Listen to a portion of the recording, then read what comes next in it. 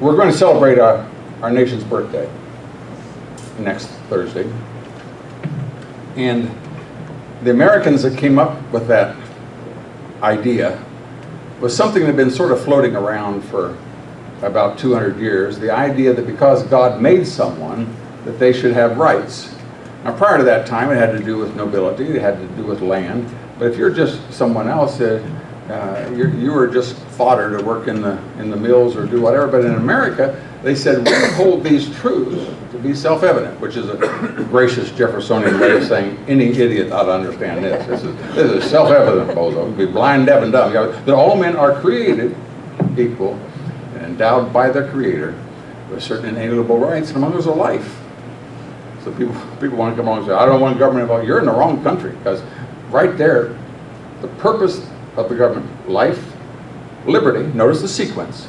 See, liberty is a precious little value if you're dead. You have to have life first, then liberty, then sewer systems and overpasses, but the first thing you do is life. And then to secure these rights, governments are instituted among men. The purpose of the United States government was to do those two things, those three things, to have life and liberty, that we could pursue our goals.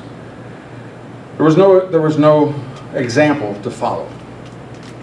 And yet, when those 56 men met in Philadelphia and drafted that piece of paper, they knew that when they signed it, they were signing their death warrant. That was treason. Treason is punishable by death. And they were going to look for each one of them and come after them, and they did. In Congress, the sponsor of any bill or piece of legislation is given the last opportunity to speak just before the vote. And John Adams was the sponsor of the resolution. And when he got up, he said, sink or swim, live or die, survive or perish, I give my heart and my hand to this vote. It's true that in the beginning we aimed not at independence, but there's a divinity which guides our end. The arrogance of England has persisted, and unmindful of her interests for our good, which has obstinately persisted until now, independence is within our reach. We have but to reach forth for it, and it is ours. We may not live until the time that this resolution shall be made good. We may die. Die colonists, die slaves, die ignominiously and on the scaffold. Be it so, be it so. But if it be the pleasure of heaven to require the offering of my life, this victim shall be ready. But while I do live, let me have a country, or at least the hope of a country, and that a free country. Through the thick gloom of the present, I see the brightness of the future as the dawn in heaven. We shall make this a glorious and immortal day.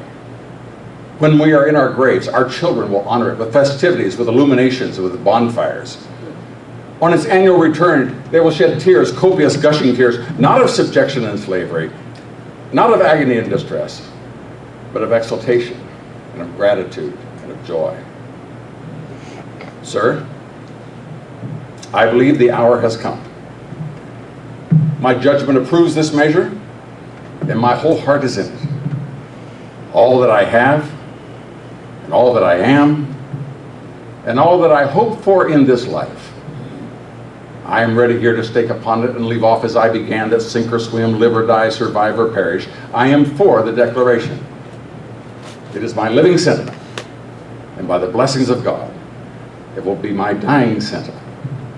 Independence now, independence forever. They then took the vote. In order to break the gallows humor, Benjamin Franklin said, we must all hang together, or we will hang separately.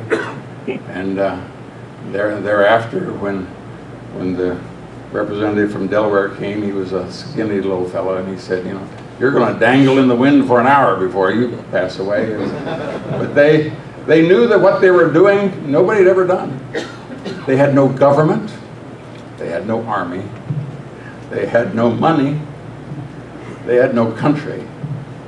They had a desire to be free and to take on the strongest military power on the planet. A third of the people in America wanted them beat, were opposed to what they were doing. A third of them were for them, and then surprise, surprise, there were a third that didn't care either way. And yet they began a fight that over those next few years made it possible for us to have a place that people hope to someday escape to. My wife and I were, well, I've told the story. You basically get the idea. I remember one time we were at the wall in East and West Germany, flying along and seeing they had color photographs of where the army that had walked every inch every 7 days, flown every inch every 24 hours, they had photographs of people trying to escape all during the 60s and 70s and 80s, trying to get out, and they had pictures of them where maybe they'd throw a mattress over the barbed wire and try to climb, and they saw that they always got killed. And yet, finally the day came when the wall was coming down and Gorbachev didn't have the guts to shoot him.